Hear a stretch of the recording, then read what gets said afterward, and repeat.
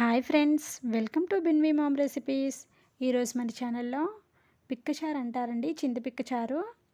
చాలా సింపుల్గా చేసుకోవచ్చు. ఏవైనా వెజ్ కర్రీస్లోకి, నాన్ వెజ్ కర్రీస్ చేసుకున్నప్పుడు మనం రసం పెట్టుకుంటాం కదా, ఈ ప్రాసెస్లో ఒకసారి ట్రై చేయండి. టేస్ట్ చాలా బాగుంటుంది. ముందుగా దానికోసం స్టవ్ పై ఒక గిన్నె పెట్టుకొని 2 స్పూన్ల ఆయిల్ వేసుకొని దంచుకున్న వెల్లుల్లి రెబ్బలు వేసుకొని వేయించుకోవాలి.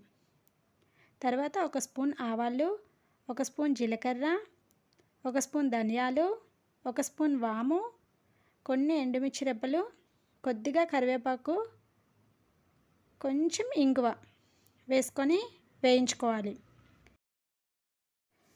ఈ పిక్కచారుని లేడీసు డెలివరీ అయిన తర్వాత కొన్ని రోజులు ఈ రసం వేసుకొని రైస్లో తింటూ ఉంటారండి. ఎవరికైనా తెలిస్తే కమెంట్ బాక్స్లో కమెంట్ చేయండి. ఇంకా ఈ చారుని చిన్నపిల్లలకు పెట్టినా చాలా మంచిదండి. పోపు ఈ విధంగా బాగా వేగిన తర్వాత దానిలో కొద్దిగా చింతపండుని తీసుకొని వేసుకోవాలి. ఈ విధంగా చింతపండుని పోపులో వేసి వేయించడం వలన టేస్ట్ బాగుంటుంది.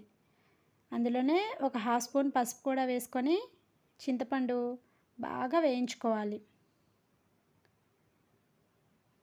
చింతపండు కొంచెం సాఫ్ట్ అయిన తర్వాత తగినంత వాటర్ యాడ్ చేసుకోవాలి. దానిలో కొద్దిగా ఉప్పు, 1 స్పూన్ రసం పొడి యాడ్ చేసుకోవాలి. ఇంకా కారపొడి కానీ ఏమీ వేసుకోమండి, రసం పొడి ఒకటే వేసుకోవాలి. తర్వాత చిన్నగా కట్ చేసుకున్న కొత్తిమీర కూడా వేసుకొని రసం ఒక మరుగొచ్చిన తర్వాత సిమ్లో పెట్టుకొని మరిగించుకోవాలి. ఈ విధంగా ఒక మరుగొచ్చిన తర్వాత సిమ్లో పెట్టుకొని 4-5 నిమిషాలు రసం మరిగించాలి. రసం బాగా మరగడం వల్ల ఆ స్పైసెస్లో ఉన్న టేస్ట్ అంతా రసంలోకి బాగా దిగుతుంది.